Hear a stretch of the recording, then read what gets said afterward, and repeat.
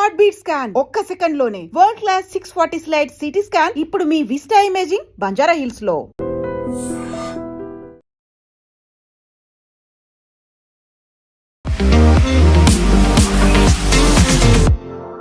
నమస్తే, నేను Kavitha. Welcome to I dream news and నిజాలు. హార్ముజ్ జలసంధిని 48 గంటల్లోపు ఓపెన్ చేయాలి అంటూ ఒక డెడ్లైన్ విధించిన డొనాల్డ్ ట్రంప్ ఎందుకని అంత సడన్గా 5 రోజుల బ్రేక్ అనేది కూడా అనౌన్స్ చేశారు. ఈ బ్రేక్ని ఇజ్రాయెల్ ఎందుకు యాక్సెప్ట్ చేయట్లేదు? ఇరాన్ నుంచే చర్చల ప్రతిపాదన వచ్చింది, డిస్కషన్స్ అవుతున్నాయని ట్రంప్ చెప్తున్నప్పుడు ఇరాన్ దాన్ని ఎందుకు కొట్టి పారేస్తోంది? యాక్చువల్గా అక్కడ ఏం జరుగుతోంది? డొనాల్డ్ ట్రంప్ ఎందుకని అంత సడన్గా 5 రోజుల బ్రేక్ అనేది అనౌన్స్ చేశారు? మనతో పాటుగా ఉన్నారు సీనియర్ జర్నలిస్ట్ సురేష్ కొచ్చతిల్ గారు. సార్ నమస్తే. నిన్న మనం మాట్లాడుకున్న దానికి ఈవినింగ్ కల్లా అంత సడన్ చేంజ్ ఎందుకని వచ్చింది? 48 గంటలు అన్నారు, ఒక డెడ్ లైన్ చెప్పారు, అయిపోయింది. తర్వాత 5 రోజుల బ్రేక్ అన్నారు. 5 రోజుల బ్రేక్ కూడా వన్ సైడెడ్గా వచ్చినట్టుంది. ఐదర్ ఇజ్రాయెల్ ఆర్ ఇరాన్ కూడా యాక్సెప్ట్ చేయట్లేదు.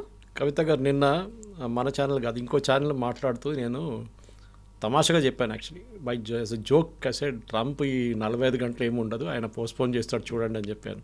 ఇప్పుడు వాళ్ళ క్లిప్ తీసుకొని ఆడుకుంటున్నారు, దాన్ని ట్రోల్ చేస్తున్నారు వాళ్ళు. Typically that's what he did. 48 గంటలు అనేది కాదు, ఆయన డెఫినెట్గా దాన్ని పోస్ట్పోన్ చేస్తారని అందరికి తెలిసిందే. ఏంటిది? ఇది కాల్పుల విరమణ కాదు. ఓకే, ఆయన ఏమంటున్నా అంటే మేము మాట్లాడుతున్నాం, ఇరాన్తో మాట్లాడుతున్నాం. అది కూడా వాళ్ళు కాల్ చేసిండు, ఎవరు అని చెప్పట్లేదు. వాళ్ళు అంటే is it Oman, is it Turkey or is it మన ఈజిప్ట్? ఎందుకంటే పాకిస్తాన్ పేరు కూడా చెప్తున్నారు. పాకిస్తాన్ని లొకేషన్గా పెట్టుకున్నారు, ఎందుకంటే వీళ్ళు ఇటువైపు వెళ్ళలేరు. సౌదీ అరేబియా పైనుంచి ఓవర్ఫ్లై చేయనియరు ఇరానియన్ షిప్స్ని, ఇరానియన్ ఎయిర్క్రాఫ్ట్ని. ఇటువైపు వెళ్ళొచ్చు, పాకిస్తాన్ వైపు. అది కూడా జరగలేదు, ఫిజికల్ మీటింగ్ జరగలేదు. ఫిజికల్ మీటింగ్ ట్రంపే చెప్పారు నిన్న, ఫిజికల్ మీటింగ్ జరగలేదు, we're speaking on the phone అని చెప్పారు. సో ఫస్ట్ స్టెప్ ఎవరిని కలిశారు, ఎవరితో మాట్లాడారు? జారెడ్ కుష్నర్, అలా Trump son in law, and Steve Witkoff ఆయన పార్ట్నర్, బిజినెస్ పార్ట్నర్, వీళ్ళిద్దరూ మీట్ అయ్యారు, మాట్లాడారన్నారు. ఇరాన్ అన్నారు మేము ఎవరితో మాట్లాడలేదు. మీరు కూడా చూసుంటారు స్టేట్మెంట్ వాళ్ళది. ఈయన చెప్పిన తర్వాత గంట సేపట్లో అది వచ్చేసింది. ఈయన అన్నారు we're speaking to one very senior figure in Iranian this one. And senior figure ఇప్పుడు ఎవరు లేరు వాళ్ళ దగ్గర. ఉన్నది ఒక ప్రెసిడెంట్ ఉన్నారు, స్పీకర్ ఆఫ్ ద వాళ్ళ పార్లమెంట్ ఉన్నారు, అది కాకుండా సుప్రీం లీడర్ ఉన్నారు. ఆయన ఉన్నారో లేదో తెలియదు. ఈ పరిస్థితిలో రూమర్స్ స్టార్ట్ అయింది. ఈయన మాట్లాడుతూనే స్పీకర్తోనే మాట్లాడుతుండొచ్చు, ఎందుకంటే వాళ్ళ దాంట్లో హైరార్కీలో speaker is very powerful position, మనలాగా కాదు. లారిజానీ మొన్న కొట్టేశారు చూడండి, he was security chief, he was the speaker.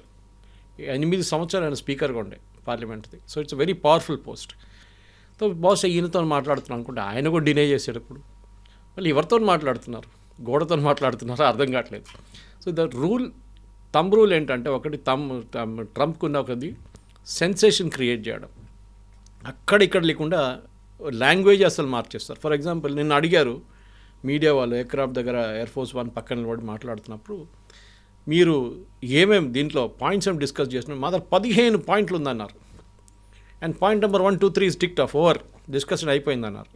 ఏంటి పాయింట్ నెంబర్ 1? యురేనియం వాళ్ళ దగ్గర they can never have a nuclear weapon అన్నారు. అది ఎట్లా చేస్తారంటే, వాళ్ళ దగ్గర న్యూక్లియర్ డస్ట్ ఉంది కదా, ఆ డస్ట్ అంతా మేము తీసుకుంటాం అన్నారు.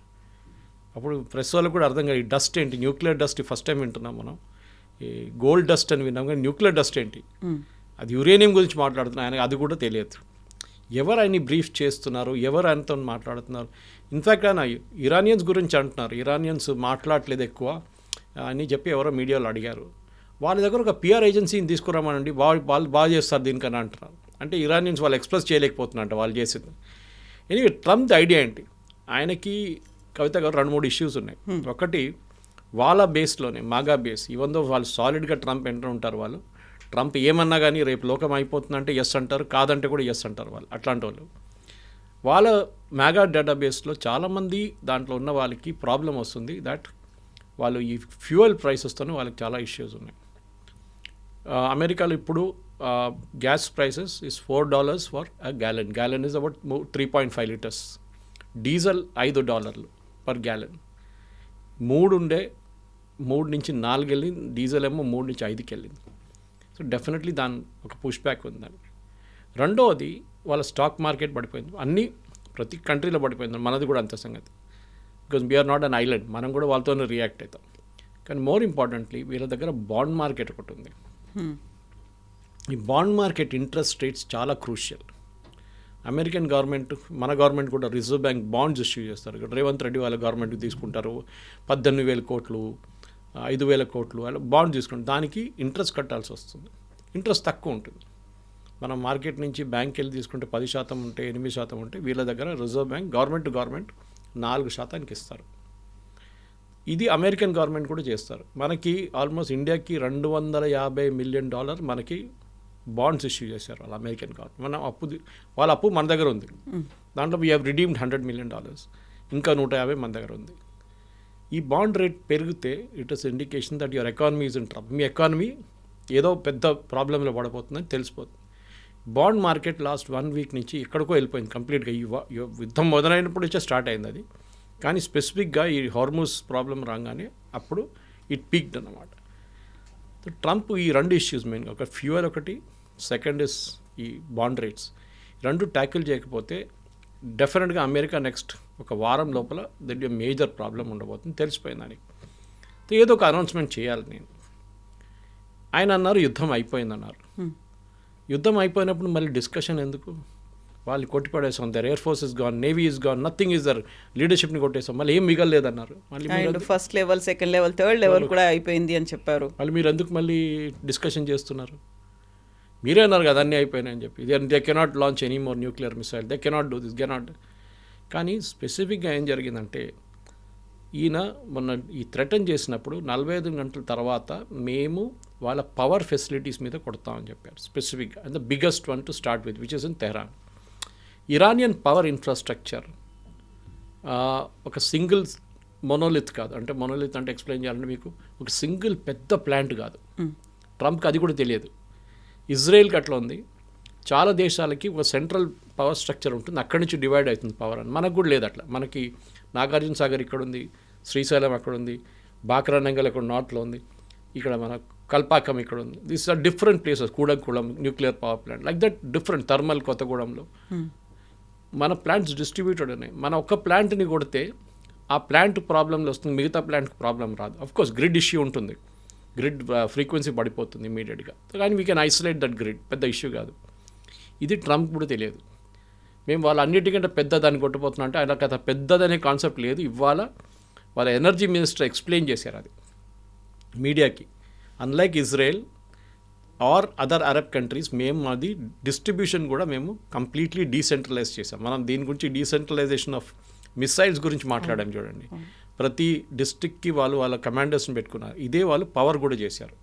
వాళ్ళ బ్రెయిన్ ఆలోచించండి. వాళ్ళు ద థాట్ త్రూ దిస్. రేపు మా మీద ఇట్లాంటి ఒక దాడి జరగవచ్చు అనేది. ఇప్పుడు వాళ్ళేమన్నారంటే మమ్మల్ని కొట్టారా, okay we will undergo the problem, but మిమ్మల్ని కొడతాం. ఎవరిని? సౌదీ అరేబియాని, ఖత్తర్ని, కువైట్ని, అందరినీ మేము వాళ్ళ పవర్ స్ట్రక్చర్ మీద కొడతాం.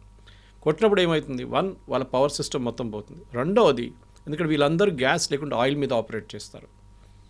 We will destroy that. వీళ్ళ డీసాలినేషన్ ప్లాంట్ కూడా పోతుంది దాంతో. ఖత్తర్ లాంటి కంట్రీలో 100% వాళ్ళ నీళ్ళు, తాగే నీళ్ళ నుంచి వాళ్ళు పనికైనా యూజ్ చేసే నీళ్ళు కూడా, స్నానం చేయడం కూడా వాళ్ళు డీసాలినేషన్ ప్లాంట్ నుంచి వస్తున్న నీళ్ళు వాడుకుంటారు. సముద్రం నుంచి మార్చిన నీళ్ళు అవి. సీ నుంచి డీసాలినేషన్ సాల్ట్ తీసేసి ఆ ప్రాసెస్లో స్వీటన్ అప్ చేసి కొంచెం తీసుకొస్తారు. వేరే Saudi Arabia 50%. They have 50% normal water. ఎందుకంటే చాలా పెద్ద కంట్రీ, వాళ్ళ దగ్గర అక్విఫైర్స్ ఉండొచ్చు, మనలాంటి బోర్వెల్స్ ఉండొచ్చు, ఏదైనా ఉండొచ్చు. వాళ్ళ దగ్గర రివర్స్ ఎంత పెద్ద రివర్స్ ఏం లేవు వాళ్ళ దగ్గర. ఇటువైపు కువైత్ దగ్గర same problem, Bahrain same issue, నీళ్ళు లేవు వాళ్ళ దగ్గర. మీరు కొట్టారో మేము నీళ్ళు కొట్టేస్తాం. ఇమ్మీడియట్లీ అరబ్ కంట్రీస్కి ప్యానిక్ అయిపోయారు వాళ్ళు. ఎందుకంటే మన ఖత్తర్ అంటే 4 లక్షల మంది వాళ్ళ పాపులేషన్, కానీ మన పాపులేషన్ దానికన్నా చాలా ఎక్కువ. నేను మోదీ గారు చెప్పారు చూడండి, 1 కోటి మంది Indians, 1 crore people are working in GCC countries. The impact అందరి మీద ఉండబోతుంది. వీళ్ళు ప్యానిక్గా ఇమ్మీడియట్లీ ట్రంప్కి మెసేజ్ పంపించారు that you cannot do this. మీరు చేస్తే ఎల్లుండి మేము ఉండం, మా దేశమే మొత్తం పోతుంది కంప్లీట్గా.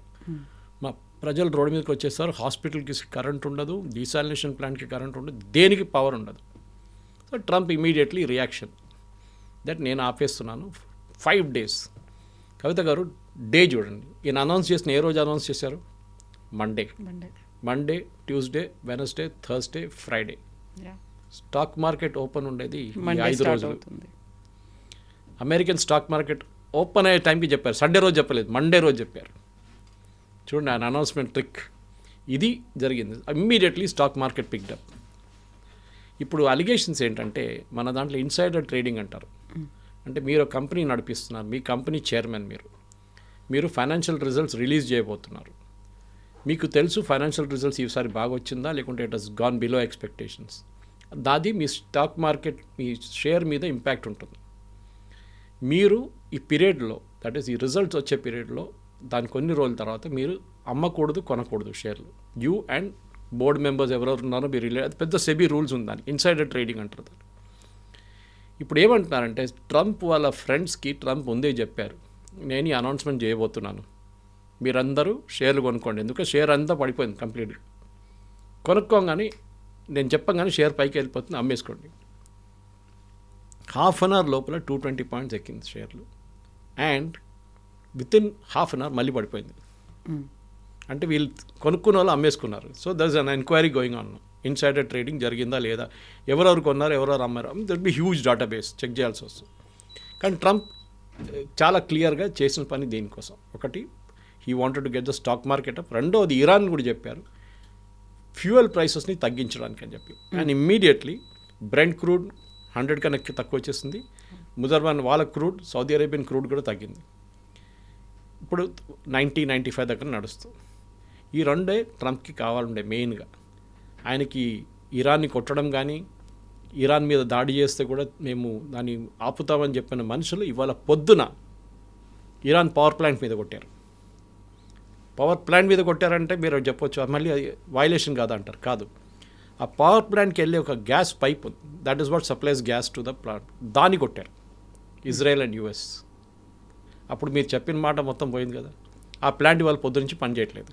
డైరెక్ట్గా పవర్ ప్లాంట్ మీద అటాక్ చేయకుండా ఇండైరెక్ట్గా వెళ్ళేటువంటి సప్లై. అడిగితే ఏమన్నారు, మేము రోడ్ మీద ఒక పైప్ పోతాం, పైప్ని కొట్టామంటారు. ఇది వీళ్ళ ట్రిక్ అనమాట. తో ఇప్పుడు స్పీకర్ ఆఫ్ ఇరానియన్ పార్లమెంట్తో మాట్లాడని చెప్పిన మంచి, will come back to that topic. Mohammad Bagher కబేఫ్ ఆయన పేరు. ఆయన హైరార్కీలో పాసిబ్లీ 10వ-11వ స్థానంలో ఉన్నారు. ఆయనకన్నా పైన చాలామంది ఉన్నారు. ఈ స్పెషల్లీ అయతోల్లా ర్యాంక్లో ఉన్న వాళ్ళు చాలామంది, వాళ్ళ దగ్గర 2-3 ఉన్నారు. ఈ ట్రంప్ ఏమంటున్నా అంటే హూ కంట్రోల్స్ హార్మోస్. నేను అదే ఎయిర్క్రాఫ్ట్ పక్కన నిలబడి మాట్లాడినాడు, అన్నారు. And that ayatollah, whoever is ayatollah, ఆయనతో నేను కంట్రోల్ చేస్తాను అంటే వీళ్ళిద్దరు కలిసి స్టేట్ ఆఫ్ హార్మోస్ నడిపిస్తారంట. ఆలోచించండి, అమెరికన్ ప్రెసిడెంట్, ఆయన దేశం చూసుకోవాలి, స్టేట్ ఆఫ్ హార్మోస్ చూసుకుంటారా? ఇది అర్థం కావట్లేదు. మీరేం చెప్పారు ఇనీషియల్ స్టేట్ ఆఫ్ హార్మోస్ని ఓపెన్ పెట్టండి, లేకుంటే బాంబ్ చేస్తాం. మీరు చేస్తారా లేదా? ఇప్పుడు ఏమంటున్నారు, నేను ఆయనతో కూర్చొని నేను కూడా గేట్ కాడ కూర్చుంటాను, ఒక స్టూల్ వేసుకొని కూర్చుంటాను, అక్కడ ఏ షిప్ వస్తుంది ఏ షిప్ వెళ్తుంది నేను చూసుకుంటూ కూర్చుంటాను. ఇది అమెరికన్ ప్రెసిడెంట్ పని అండి, ఇది అమెరికా పని అండి, ఇది కాదు. It is not there job. Arab countries ఉన్నారు, వాళ్ళు చూసుకుంటారు ఇదంతా, కానీ అది లేదు, నేనే చూసుకోవాల్సిందండి. ఈ మీ మై సెల్ఫ్ అని చూడండి. ఈ యుద్ధం మొదలైనప్పుడు కవిత గారు మీకు తెలిసి ఉంటుంది, 2-3 మెయిన్ అబ్జెక్టివ్స్ ఉంటాయి. ఒకటి, రెజీమ్ చేంజ్, గవర్నమెంట్ని మార్చేస్తాం. రెండవది, యురేనియం స్టాక్ పైల్స్, అంటే న్యూక్లియర్ వెపన్ తయారు చేయడం. మూడవది, వీళ్ళది మిస్సైల్ అండ్ డ్రోన్స్, అది కంప్లీట్గా ఎలిమినేట్ చేయాలి. మూడవది చేశారు చాలా మటుకు, ఇంక్లూడింగ్ మ్యానుఫ్యాక్చరింగ్ యూనిట్ చాలా కొట్టారు. కానీ ఇప్పుడు కూడా ఇవాళ పొద్దున మనం మాట్లాడుతున్నప్పుడు ఈ టైంకి 25 డ్రోన్లు కొట్టారు సౌదీ అరేబియా మీద, యుఏఈ మీద 11 డ్రోన్లు కొట్టారు. ఆలోచించండి, ఇంత అయినాక కూడా వాళ్ళు చేస్తున్నారు. అంటే they are provoking the Arab nations to attack. కానీ వాళ్ళు చేయట్లేదు, వాళ్ళు చాలా స్మార్ట్ అయిపోయినారు. ఇప్పుడు సౌదీ అరేబియా ఇరాన్ని కొట్టారనుకోండి, ఈ వార్ ఎక్స్పాండ్ అయిపోతుంది. మళ్ళీ సౌదీ అరేబియా మీద ఉన్న డ్రోన్లు అన్నీ పంపించేస్తాడు. ఇప్పుడున్న పరిస్థితిలో ఫస్ట్ మ్యాటర్ జరగలేదు, ఇరానియన్ రెజీమ్. నా అనాలిసిస్ ప్రకారం ట్రంప్ ఏం గేమ్ ఆడుతున్నారంటే, ఒకటి, అక్కడ ఉన్న వాళ్ళ నడుమిట్లోనే ఒక కన్ఫ్యూజన్ క్రియేట్ చేస్తున్నారు. అది టిపికల్ పాలిటిక్స్. ఇప్పుడు మన దగ్గర కూడా పార్టీలు ఉంటే 3 గ్రూపులు ఉంటే, మీరు ఒక గ్రూప్ చెప్తారు నేను మీ వాళ్ళని ముఖ్యమంత్రి చేస్తాను, రెండోవని పిలిచి అదే అంటారు, మూడోవని పిలిచి అదే అంటారు. వీళ్ళు ముగ్గురు అనుకుంటారు మా లీడర్ ముఖ్యమంత్రి అయిపోతాడు. కానీ మీరు ఆడే గేమ్ ఇంకోటి, ఒక్కరే సపోర్ట్ చేస్తారు మీరు. Possibly speaker of Iranian parliament Mohammad Bagher, ఆయన్ని బహుశా ఈయన ఒక లీడర్గా తయారు చేస్తున్నారు. మనం వెనిజువేలాలో చేసాం చూడండి అట్లా. కానీ ఇరాన్లో పవర్ అనేది మీకు తెలిసిందే, it is with the Iran national security guards. వాళ్ళ దగ్గర ఉంది. వాళ్ళు డిసైడ్ చేస్తారు ఎవరు ప్రధానమంత్రి, ఎవరు స్పీకరు, ఎవరు సుప్రీం లీడర్ అని డిసైడ్ చేసేది రెవల్యూషనరీ గార్డ్స్ వాళ్ళ దగ్గర.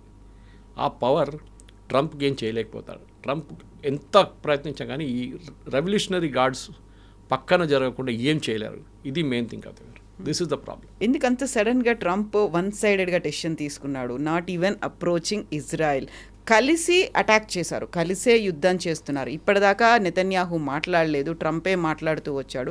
సడన్గా ఇప్పుడు నెతన్యాహు చెప్పింది నేను ట్రంప్తో మాట్లాడతాను, we will continue the war, మేము అటాక్స్ చేస్తూనే ఉంటాము అనేటువంటి మాట నెతన్యాహు దగ్గర నుంచి వచ్చింది. సో ఆ షాక్ అనేది ఎవరికి తగిలింది? అసలు నెతన్యాహుకు తగిలిందా, ఇరాన్కి తగిలిందా, సొంతంగానే ట్రంప్ చేసుకున్నారా? నెతన్యాహు మెంటలీ ప్రిపేర్డ్గా ఉన్నాడు. ఆయనకి తెలుసు ట్రంప్ మెంటాలిటీ ఎట్లా అని. ట్రంప్కి ఒక డొమెస్టిక్ ఆడియన్స్ చూసుకుంటున్నారు ఆయన. ఆయిల్ ప్రైసెస్ పెరిగింది, బాండ్ ప్రైసెస్ పెరిగింది, దాంతోపాటు ఇన్ఫ్లేషన్ పెరిగింది. వాళ్ళ డొమెస్టిక్ ఆడియన్స్ సఫర్ అవుతున్నారు. సో డెఫినెట్గా ట్రంప్కి అక్కడ మిడ్ టర్మ్ పోల్స్ రాబోతుంది, దాని మీద డెఫినెట్గా ఇంపాక్ట్ ఉంటుంది. అదొకటి ఉన్నప్పుడు ఇజ్రాయెల్కి ఆ ప్రాబ్లం లేదు. ఇజ్రాయెల్లో ఎలక్షన్ రాబోతుంది ఇంకా కొన్ని నెలల తర్వాత. నెతన్యాహు డెఫినెట్లీ ఎలక్షన్ గెలుస్తారు. ఆయనకి ఈ వార్ ఎన్ని రోజులు నడుస్తుందో అన్ని రోజులు ఆయనకి ఎలక్షన్ గెలవడానికి ఛాన్స్ ఉంటుంది. కావాలంటే ఎలక్షన్ నడుస్తున్నప్పుడు కూడా ఆయన బాంబ్ చేసుకుంటాడు కావాలంటే ఓట్ల కోసం. వాళ్ళ కాన్సన్ట్రేషన్ అంతా రెండే ఇప్పుడు. ఒకవైపు ఇరాన్ దగ్గర ఉన్న మిసైల్ కేపబిలిటీని కొట్టడం. ఇవాళ పొద్దున కూడా ది అటాక్డ్ ఇజ్రాయెల్. నిన్న డిమోనా అటాక్ చేశారు, మీరు చూస్తుంటారు. న్యూక్లియర్ వాళ్ళ ఫెసిలిటీ, వాళ్ళ ప్లాంట్ అని చెప్పరు, మిసైల్ ప్రొడక్షన్ అని చెప్పారు, న్యూక్లియర్ ఫెసిలిటీ అట్ దిమోనాని లిటిల్ ఇండియా అంటారు. అక్కడ మన మహారాష్ట్ర నుంచి వెళ్ళిన చాలామంది జ్యూస్ అక్కడ ఉన్నారు. ఈ డిమోనాని కొట్టిన దానికి మీరు చూడండి, వాళ్ళు కరెక్ట్గా ప్లాన్డ్గా కొట్టారు. వాళ్ళు ఇరాన్ దగ్గర కేపబిలిటీ డెఫినెట్గా ఉందని తెలిపాను. డిగో గార్షియా కొట్టారు. డిగో గార్షియా సక్సీడ్ కాలేదు, కానీ 4000 కిలోమీటర్ అంటే 3700 కిలోమీటర్ ట్రావెల్ చేస్తుంది ఆ మిసైల్ ఇరాన్ నుంచి. ఇరాన్ దగ్గర ఐసీబీఎం లేదనుకున్నాం, కానీ ఇరాన్ దగ్గర ఐసీబీఎం ఉంది. ఇప్పుడు అమెరికాకి తెలిసింది, పాసిబ్లీ ఇజ్రాయెల్ కూడా తెలియదు ఈ మాట. ఇప్పుడు ఇజ్రాయెల్ స్ట్రాటజీ ఏంటంటే లెబనన్, సౌత్ లెబనన్ ఆక్యుపై చేయడం. వాళ్ళకి లెబనన్ వైపు నుంచి మిసైల్స్ ఆపితే వాళ్ళకి నార్త్ ఇజ్రాయెల్ సేఫ్ అయిపోతుంది, నార్దర్న్ ఇజ్రాయెల్, గోలాన్ హైట్స్ అటువైపు. అది వాళ్ళ స్ట్రాటజీ. వాళ్ళు రిపీటెడ్గా నిన్న సౌత్ లెబనన్ మేము ఆక్యుపై చేయబోతున్నాను వాళ్ళ డిఫెన్స్ మినిస్టర్ అన్నారు. లిటానీ రివర్ దాకా that they will capture that south Lebanon. ఆ సౌత్ లెబనన్ అటువైపు వెళ్ళే బ్రిడ్జ్ అంతా కొట్టిపడేశారు నిన్న. మేజర్ బ్రిడ్జెస్ డెమాలిష్ చేసేసారు ఎయిర్ రైడ్లు. వాళ్ళ స్ట్రాటజీ అది ఆక్యుపై చేసుకుంటే వీళ్ళ మిసైల్స్ తగ్గిపోతుంది, వీళ్ళ రేంజ్ ఉండదు అని చెప్పేసి. కానీ అక్కడ కూడా మనం వీఆర్ మిస్టేకింగ్. ఎందుకంటే అక్కడ కూడా మొన్న ఒక ఎయిర్ స్ట్రైక్లో 4 Iranian revolutionary guards senior leaders అక్కడ చనిపోయారు లెబనన్లో. వాళ్ళు ఏం చేస్తున్నారు లెబనన్లో? డెఫినెట్లీ వారి యుద్ధం మొదలైన ముందే వచ్చారు అక్కడికి. ఇన్ఫ్యాక్ట్ నస్రుల్లాని చంపినప్పుడు కూడా దాంతోపాటు అక్కడ కూడా 3 రెవల్యూషనరీ గార్డ్ చనిపోయారు. దానికన్నా ముందు ఒక సంవత్సరం ముందు ఒక పెద్ద డిప్లొమాటిక్ ఇన్సిడెంట్ జరిగింది. సిరియాలో ఉన్న ఒక ఇరానియన్ ఎంబసీ పక్కన ఒక బిల్డింగ్ మీద ఇజ్రాయెల్ బాంబు వేశారు. 4 రెవల్యూషనరీ గార్డ్ కమాండర్స్ చనిపోయారు. దాంట్లో పెద్ద ఇష్యూ చేశారు వీళ్ళు ఇరాన్. అది diplomatic thing, how did you bomb it, అది అని చెప్పి. సో ఇజ్రాయెల్ చెప్పారు మేమేం చేయాలి, అది that is not inside the compound, పక్కన ఉండే. సో ఇప్పుడు ఇరాన్ ఇప్పుడు ఏం డిమాండ్ చేయబోతున్నారంటే, ఒకటి వాళ్ళకి వాళ్ళ హిజ్బుల్లాని పక్కన పెట్టేస్తారు, హూతీలను కూడా పట్టించుకోరు, హమాస్ని కూడా దే డిస్బ్యాండ్ దమ్ నౌ. కానీ మేము యుద్ధం ఆపాలంటే మీ 3-4 డిమాండ్స్ వాళ్ళు ఆల్రెడీ ముందే చెప్పేశారు. ఒకటి, మా మీద ఇప్పటి నుంచి దాడులు జరగకూడదు. అది ఎవరైనా అగ్రీ చేస్తారండి? చేయరు. America will not agree, Israel will not agree అంట. రెండవది, మాకు మా న్యూక్లియర్ ప్రోగ్రామ్ పీస్ఫుల్ పర్పసెస్ కోసం మేము నడిపించుకుంటాం, మిగతా న్యూక్లియర్ది ఐఏఏకి ఇచ్చేస్తాం కావాలంటే. 450 కిలోలు ఎంత ఉంది, 50 కిలోలు మాకు కావాల్సిన న్యూక్లియర్ ప్లాంట్ కోసం పెట్టుకుంటాం, మిగతా 400 కిలోలు we will give it to International Atomic Energy Agency or Russia, whoever it maybe. మూడవది, ఇప్పుడు దాకా జరిగిన దాడుల్లో వాళ్ళ ఇన్ఫ్రాస్ట్రక్చర్ మొత్తం ధ్వంసమైంది, దానికోసం కాంపెన్సేషన్ కావాలి. ఈ 3 మెయిన్ పాయింట్స్ వాళ్ళ దగ్గర ఉంది. దీని ఫస్ట్ పాయింట్ ఇజ్రాయెల్ అంగీకరించారు. Even if US says yes, Israel still say no. వాళ్ళకి ఏంటంటే ఏ రోజు కావాలంటే ఇరాన్ వెళ్ళి మేము కొట్టచ్చు అనే ఒక కాన్ఫిడెన్స్ ఉంది వాళ్ళకి. బికాజ్ ఎయిర్ డిఫెన్స్ మొత్తం పోయింది, వాళ్ళ రాడార్ పనిచేయట్లేదు, ఎయిర్ క్రాఫ్ట్ లేదు వాళ్ళ దగ్గర. So they are doing this. America బహుశా అగ్రీ చేయొచ్చు దట్ మీ మీద దాడి చేయం, అయిపోయింది మాది, మా ప్రోగ్రామ్ ఫినిష్ అయిపోయింది. కాంపెన్సేషన్ కూడా ఎవరు ఇవ్వరు. Uranium is a touch issue. ఎందుకంటే యురేనియం ఒకసారి వీళ్ళ చేతికి వచ్చేస్తే అమెరికా ఆర్ ఐఏఏ ఒక కాన్ఫిడెన్స్ వచ్చేస్తుంది, వీళ్ళు ఇంకా న్యూక్లియర్ వెపన్స్ డెవలప్ చేయలేరు అని చెప్పేసి. ఈ 3 పాయింట్స్ వాళ్ళు అడిగారని చెప్పి నిన్న కూడా I made a note of that అన్నమాట. కానీ ఇక్కడి నుంచి ముందుకు వెళ్ళాలన్నప్పుడు వీళ్ళు ఏం చేస్తారు, what should be the next step of America. నేనేమనుకున్నాను, నిన్న ట్రంప్ ఇంత సీరియస్గా అనౌన్స్ చేసిన తర్వాత ఇవాళ బహుశా ఒక డల్ డే ఉండబోతుంది, మనకి డిస్కషన్ కూడా ఏమి ఉండదు టిల్ ఫ్రైడే. మనం ఏం న్యూస్ లేదు, బాంబులు పడలేదు అనుకుంటే అప్పుడే పడ్డది బాంబు పొద్దునే. ఇజ్రాయెల్ వేసారు, దాని తర్వాత అమెరికా వచ్చి ఇచ్చారు, చెప్పాను చూడండి, పవర్ ప్లాంట్ పక్కన కొట్టారు. సో దట్ మీన్స్ వీళ్ళు ఆపట్లేదు. ట్రంప్ చెప్పిన మాట ట్రంప్కే వీళ్ళు ఆయనకే ఎవరు పట్టించుకోవట్లేదు. ఎందుకంటే వాళ్ళ ఆర్మీ, వాళ్ళ air force and their navy వాళ్ళు ఎవరు ఇప్పుడు ట్రంప్ని మాట వినట్లేనట్లున్నారు. ఎందుకంటే మెరీన్స్ని తీసుకొస్తున్నారు ఖర్గ్ ఐలాండ్ మీద దాడి చేయడానికి. మీరే అన్నారు హార్మూజ్ ఓపెన్ పెట్టండి, we will patrol it together అని చెప్పారు. మళ్ళీ why are you going to Kharg Island? Moment అమెరికాలో చాలా సెన్సిటివ్ అనే ఇష్యూ అంటే బూట్స్ ఆన్ ద గ్రౌండ్ అంటారు. అంటే వీళ్ళ సోల్జర్స్ని ఫిజికల్లీ అక్కడ వెళ్ళి పంపించడం, ఇరాన్లో బ్యాటిల్ ఫీల్డ్లో ఉంచడం. డెఫినెట్గా చాలామంది చనిపోతారు, డ్రోన్లు కానీ మిసైల్ కానీ ఏదో అది జరిగితే ఈవెన్ 5 మంది చనిపోతే కూడా it will become a big issue in US. వాళ్ళకి చాలా సెన్సిటివ్ అవరు. మనం అంటాం ఎప్పుడైనా single death is a tragedy, million is a statistics అంటాం. అదే సంగతి ఇక్కడ కూడా. ఇప్పటికే 16 మంది చనిపోయారు అనే లెక్కలు చెప్తున్నాయి, అండ్ 140 మంది ఇంజర్డ్ అయ్యారు. అది కూడా చాలా ఇంపార్టెంట్. సో ఇప్పుడు ఆంఫిబియస్ షిప్స్ కానీ అడిషనల్ తీసుకొని ఇరాన్ ఏమన్నారంటే, మీరు వీళ్ళని తీసుకొస్తే ఒకటి మేము కార్గిల్ మీద దాడి చేస్తాం, మా సంపత్తి కూడా పోతుంది దాంతో, our tanks will get hit, doesn't matter. మేము రెడ్ సీ వైపు కూడా మైన్స్ వేస్తాం, ఫర్గెట్ స్ట్రేట్ ఆఫ్ హార్మూజ్, అక్కడ కూడా మైన్స్ వేసేస్తాం, రెడ్ సీ వైపు కూడా వేసేస్తాం, మొత్తం పెర్షియన్ గల్ఫ్ మొత్తం మేము మైన్లు వేసేస్తాం, ఎక్కడెక్కడి నుంచి షిప్స్ పోతాయి, entire thing will get blockade. ఇప్పుడు ఇదన్నీ కలుపుకుంటున్నప్పుడే ట్రంప్కి ఈ ప్యానిక్ సిచ్యువేషన్లో వచ్చేసారు. సో డెఫినెట్గా Arab nations, especially Saudi Arabia and Khattar, వీళ్ళిద్దరు ప్రెజర్ పెట్టుంటారు యూఎస్ మీద, కాదు ప్లీజ్ స్టాప్ దిస్, ఇప్పుడు చాలా అయిపోయింది, ఇప్పుడు దాకా ఆపుదాం అనుకున్నాం కానీ మీరే చెప్పారు యుద్ధం అయిపోయింది, వీఆర్ వైండింగ్ డౌన్ ఆపరేషన్స్ అన్నారు. మళ్ళీ మీరు $200 బిలియన్ ఎందుకు అడిగారు యూఎస్ కాంగ్రెస్ దగ్గర? ఇవాళ కూడా ఉంది, ఇవాళ కూడా డిస్కషన్ ఉంది దాని మీద. అయిపోయింది కదా యుద్ధం, మళ్ళీ $200 బిలియన్ ఎందుకు? ఇది ప్రశ్న. ఇరాన్కి అంత స్ట్రెంగ్త్ ఎక్కడి నుంచి వస్తుంది, ఎలా వస్తుంది? ఇన్ని రోజులుగా కంటిన్యూ అవుతుంది, 4th వీక్ అనేది ఉంది, అండ్ ఫైటింగ్ వెరీ స్ట్రాంగ్ అనేది ఉంది కదా.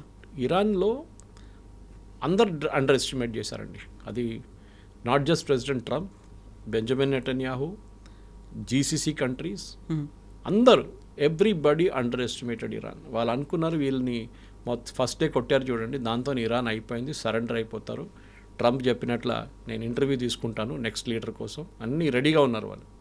కానీ ఇరాన్ ఇట్లా రిటర్న్ ఏం చెప్తారు, అటాక్ చేస్తారని వీళ్ళు ఎవ్వరు అనుకోలేదు, కళలో కూడా వీళ్ళు రాకపోవచ్చు, చేశారు వాళ్ళు. అండ్ దానికి కారణం ఏంటంటే, ఒకటి they had time to prepare, చాలా మెథాడికల్గా ప్రిపేర్ అయ్యారు వాళ్ళు. నేను చెప్పాను చూడండి, ఈ డిస్ట్రిబ్యూషన్ అంటే వార్, నిన్న రాత్రి కూడా I was hearing on military ఛానల్లో నేను ఒక ప్రోగ్రామ్ విన్నాను, వార్ అనేది, and even Fareed Zakaria did a very good programme దాని గురించి.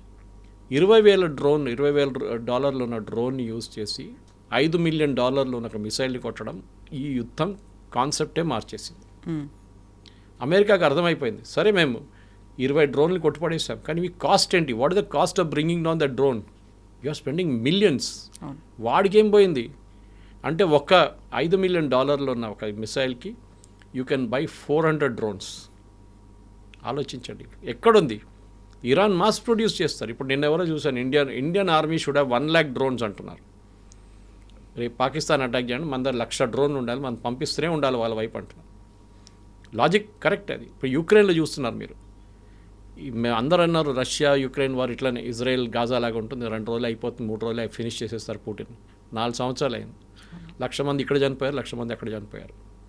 Any result? No result. ఇప్పుడు కూడా యుక్రెయిన్ రష్యా మీద దాడులు చేస్తున్నారు, ఏది డ్రోన్స్ యూజ్ చేసి. రష్యా ఏం చేస్తున్నారు, ఇరాన్ ఇచ్చిన షహీద్ డ్రోన్స్ వాడుకుంటున్నారు, which is what they are using against Saudi Arabia and వాళ్ళ నేబర్స్ విత్. వార్ అనే కాన్సెప్ట్ కూడా దీంట్లో చాలా మటుకు అమెరికా ఒక అర్థం చేసుకున్నారు. మైట్ ఈస్ నాట్ రైట్ అంటే మీ దగ్గర పెద్ద షిప్లు, పెద్ద మిసైల్ సిస్టమ్స్, అది ఇది టామహాక్ పనికి రాదు. జెరాల్డ్ ఫోర్డ్లో లాండ్రీ రూమ్లో ఒక ఫైర్ వచ్చింది, అది అవుట్ ఆఫ్ యాక్షన్ అయిపోయింది, గాన్ ఫినిష్డ్. మీ దగ్గర ఉన్న F-35 బాంబర్ మీద ఇరాన్ స్టెల్త్ బాంబర్ మీద వాళ్ళు అటాక్ చేశారు. వాళ్ళ దగ్గర అంత పెద్ద యాంటీ ఎయిర్క్రాఫ్ట్ సిస్టమ్స్ లేదు. వాళ్ళ మిసైల్స్ ఉండొచ్చు, డ్రోన్స్ ఉండొచ్చు, కానీ యాంటీ ఎయిర్క్రాఫ్ట్ సిస్టమ్స్ ఎక్కడి నుంచి వచ్చింది? వాళ్ళ పాత చైనీస్ సిస్టమ్ ఉండొచ్చు, లేకుంటే రష్యన్. మీ దగ్గర F-35 suppose B stealth bomber, రాడార్లా కనిపించదు, వాళ్ళకి ఎట్లా కనిపించింది? This is going. అప్పుడు యుఎస్ అందరికన్నా ఇది వాళ్ళు అనుకున్నారు, మా దగ్గర ఉన్న technology world's most powerful army, మా నేవీ పవర్ఫుల్ ఉంది, అన్నీ బాగానే ఉంది. కానీ ఇప్పుడు కూడా మీరు స్ట్రైట్ ఆఫ్ హార్మోస్ ఒక హైపోథెటికల్ సిచ్యువేషన్ తీసుకుందాం కవిత గారు. రేపు స్ట్రైట్ ఆఫ్ హార్మోస్ మేము ఓపెన్ చేయమని ఇరాన్ చెప్తున్నప్పుడు అమెరికా ఏం చేస్తాం, వాళ్ళు దాడి చేస్తారు వీళ్ళ మీద. మేము ఎస్కాట్ చేసి షిప్స్ని తీసుకెళ్తా అంటారు. Okay, great. తీసుకెళ్తున్నప్పుడు ఒక చిన్న బోట్ చాలు. మన దగ్గర ఈ ఇన్ఫ్లేటబుల్ బోట్స్ ఉంటుంది, యమహా మోటార్ పెట్టుకొని నడిపిస్తారు. అట్లాంటి ఒక మోటార్ ఇద్దరు కూర్చోవచ్చు, ముగ్గురు కూర్చోవచ్చు. దాంట్లో సూయిసైడ్గా యూజ్ చేసుకుంటారు. దాన్ని వెళ్ళి షిప్స్ని కొడతారు. ఒక్క షిప్ కొడితే చాలు, సైకలాజికల్ ఇంపాక్ట్ మిగతా అందరి మీద ఉంటుంది. అది it cannot move. Strait of Hormuz open చేయాలంటే Iran should agree first. Iran చెప్పాలి ఎస్ వీ విల్. దీనికి నెగోసియేషన్స్ అంటారు. ఇది నెగోసియేషన్ చేయాల్సిన పని చేసేటోళ్ళు ఎవరు కనిపించట్లేదు. స్టీవ్ విట్కాఫ్ అండ్ యారెడ్ కుష్నర్కి ఏం పొలిటికల్ ఎక్స్పీరియన్స్ ఉంది? ఏం లేదు. వీళ్ళు ఒకడైతే one fellow is brother, son in law, అదర్గా ఇస్ బిజినెస్ పార్ట్నర్ రియల్ ఎస్టేట్లో. ఆ రియల్ ఎస్టేట్ తోటి నెగోషియేట్ చేస్తున్నారు. దీనికి కావాల్సింది ప్రొఫెషనల్ కావాలి, కూర్చొని కంప్లీట్గా నెగోషియేట్ చేసి. పాత దాంట్లో సిస్టమ్ జాన్ బోల్టన్ వాళ్ళ దగ్గర చాలామంది ఉన్నారు అట్లాంటి ఎక్స్పీరియన్స్ పీపుల్, కానీ వాళ్ళు ఎవరు ఇప్పుడు ముందుకు రారు. ఎందుకంటే ఈ ట్రంప్ బిహేవియర్ చూసి వాళ్ళు భయపడుతున్నారు. ఒక్కరోజు ఏదో అంటాడు, నెక్స్ట్ డే ఇంకోది అంటాడు. They cannot do like that. Negotiations అన్ని చాలా కేర్ఫుల్గా చేయాల్సి వస్తుంది. సో బహుశా ఎవరైనా ఎక్స్పీరియన్స్డ్ వాళ్ళని తీసుకొచ్చి వాళ్ళు కూర్చోబెట్టి నెగోషియేట్ చేస్తే బాగుంటుంది. అది ఎవరో నాకు ఇప్పుడు Egypt is a good idea, డెఫినెట్గా Egyptian president is a good idea. Jordanian king ఆ లెవెల్లో ఉండాలి. ఏదో వాళ్ళ పిల్లల్ని పంపించడం కాదు, డిఫెన్స్ మినిస్టర్ నువ్వు మా ఫారిన్ మినిస్టర్ వెళ్ళని చెప్పడం కాదు. దట్ టాప్ లెవెల్లో ఈ నెగోసియేషన్స్ ఉండాలి. షార్మల్ షేక్కి వెళ్ళండి, లేకుంటే జెనీవాకి వెళ్ళండి, ఎక్కడైనా వెళ్ళండి, but SIT down and talk. ఎందుకంటే ఈ యుద్ధం అనేది మొత్తం లోకం మొత్తం మార్చేస్తుంది. ఒక ఏం చెప్తారు, అపోకాలిప్స్ వచ్చింది మొత్తం అక్రాస్ ద వరల్డ్. ప్రతి ఎకానమీ, శ్రీలంకలో ప్రతి వారం ఒక 2 వీలర్కి 5 లీటర్లు పెట్రోల్ అండ్ 4 వీలర్కి 15 లీటర్ పెట్రోల్ అంతే ఫిక్స్ చేశారు. మన దగ్గర లేదు. మన దగ్గర చేస్తే అయిపోతుండే ఇప్పుడు దాకా. మోదీ మీద అది ఇది మొత్తం. ఇప్పుడు కూడా పెట్రోల్ ఫుల్ ట్యాంక్ కొట్టించుకుంటున్నారు అందరు. పాకిస్తాన్లో కూడా హై ఎండ్ కార్లకు ఇచ్చేటువంటి పెట్రోల్ అండ్ డీజిల్ని కూడా ఎక్కువ రేట్ పెంచేశారు, 300 rupees litre. Pakistan is 4-day week. Private companies, government organisation and స్కూల్స్కి 4-day వీక్ చేసేసారు. గవర్నమెంట్ వెహికల్స్ యూజ్ చేయకూడదు. మన దగ్గర ఆ పరిస్థితి రాలేదు, కానీ వస్తుంది. మోదీ గారు నిన్న స్పీచ్ ఇస్తూ అన్నారు, we have to change the way. కోవిడ్లో మనం ఎట్లా మార్చుకుని ఎట్లా ఛాలెంజ్ ఫేస్ చేసాం, మనం అదే టైప్లో మనం చేయాల్సి వస్తుంది. ఇక్కడే మళ్ళీ లాక్డౌన్ ఏమైనా పెడతారా అనే మాట కూడా వినిపిస్తుంది. లాక్డౌన్ జరగదు. Lockdown is no. దీనికి లాక్డౌన్ అక్కర్లేదు. It's is not an infection. దీనికి కావాల్సింది ఏంటంటే మనం స్పెషలీ మన కుకింగ్ మెథడ్స్ మార్చుకోవాల్సి వస్తుంది చాలా మటుకు. అది 3-4 రేంజెస్లో ఉంటుంది. నిన్ననే గవర్నమెంట్ ఆఫ్ ఇండియా ఒక నోటిఫికేషన్ ఇష్యూ చేశారు. పైప్ న్యాచురల్ గ్యాస్ని ప్రయారిటీ ఇవ్వబోతున్నాం. మన దగ్గర భాగ్యనగర్ గ్యాస్ ఉంది, which belongs to Reliance. Pipe natural gas ప్రతి చోట్ల వాళ్ళు పైప్ వేసుకున్నారు, కానీ డిస్ట్రిబ్యూషన్ జరగట్లేదు. ఇది మన ఎలక్ట్రిసిటీ కనెక్షన్ లాగా. మీరు మెయిన్ రోడ్ మీద 11 kV వేసేసారు, కానీ లోపల తీసుకోవాలంటే మీకు లోవర్ లెవెల్ కావాల్సి వస్తుంది పవర్ సప్లై. అక్కడి నుంచి ట్రాన్స్ఫార్మర్కి వెళ్తుంది, ట్రాన్స్ఫార్మర్ నుంచి 220కి వెళ్తుంది. ఇది జరగట్లేదు. సో పైప్స్ ప్రతి చోట వేసారు, కానీ దాన్ని డిస్ట్రిబ్యూషన్ చేయట్లేదు. అది మనం on a war footing basis ప్రతి సిటీలో చేయాల్సి వస్తుంది. నేను బహుశా చెప్పే ఉంటాను మీద, నేను ట్రివాండ్రంలో ఉన్నప్పుడు when I was working with జనం టీవీ, నేను అక్కడ వాళ్ళు నాకు ఒక 3 bedroom ఫ్లాట్ ఇచ్చారు. నేను వెళ్ళి చూస్తే గ్యాస్ కావాలని గ్యాస్ కోసం సిలిండర్ కోసం దేవులాడితే అది తెస్తే no neat, it's a pipe gas అన్నారు, విచ్ ఇస్ అ రెవల్యూషన్. ఆ టైంలో I'm talking of Covid time. ఆ టైంలో కూడా వాళ్ళ దగ్గర పైప్ గ్యాస్, మన దగ్గర ఎన్నో అపార్ట్మెంట్స్ కొత్త అపార్ట్మెంట్స్ కూడా పైప్లు వేసారు, కానీ కనెక్షన్ ఇవ్వలేదు. సో గవర్నమెంట్ ఒక ఇన్సెంటివ్ ఇవ్వాల్సి. నేను కూడా మాట్లాడారు ఇన్సెంటివ్ గురించి. We have to have an incentive. Especially డాబాలు, రోడ్ సైడ్ డాబాలు, వాళ్ళకేం కావాలి, ఎథనాల్ బేస్ కుకింగ్ చేయొచ్చు వాళ్ళు. ఎందుకంటే ఫార్మింగ్ వాటి నుంచి ఎథనాల్ ఈజీగా వచ్చేస్తుంది వాళ్ళకి. రూరల్ ఏరియాస్లో బయోగ్యాస్ యూజ్ చేసుకోవచ్చు. అందరు చేయాలని చెప్పట్లేదు, కానీ we got use to LPG. అది ప్రాబ్లం. ఎల్పిజి మన దగ్గర లేదు, మనం బయట నుంచి తెప్పించుకోవాల్సింది. కానీ మేము ప్రొడ్యూస్ చేయొచ్చు, మీరు క్రూడ్ ఆయిల్ తెచ్చుకొని దాన్ని బై ప్రోడక్ట్గా చేయొచ్చు. ఎందుకు మన హీలియం దొరకట్లేదు? Helium is used in semiconductors, helium is used in MRI scan. MRI స్కాన్లు ఆగిపోతాయి రేపు. ఎక్కడి నుంచి మీరు మనం పెట్రోల్ డీజిల్ గురించి ఆలోచిస్తున్నాం, కానీ దాని యూసేజ్ ఎక్కడెక్కడికో వెళ్తుంది. అది ఇది మెయిన్ రీజన్. సో మనం ఏం చేయాలంటే right no priority, of course వాళ్ళ నడిమిట్లో వాళ్ళు కొట్టుకుంటారు, రేపు వాళ్ళు బై దోస్తులు అయిపోతారు, మనం బయట వీ విల్ బీ సఫరింగ్ అన్నమాట. సో మనం మన డిపెండెన్స్ ఆన్ గల్ఫ్, అక్కడున్న ఫారిన్ ఎక్స్చేంజ్ మనకు ప్రిజర్వ్ చేయాలంటే వీ హ్యావ్ టు మన మార్పు మన వైపు కూడా తీసుకురావాల్సి వస్తుంది.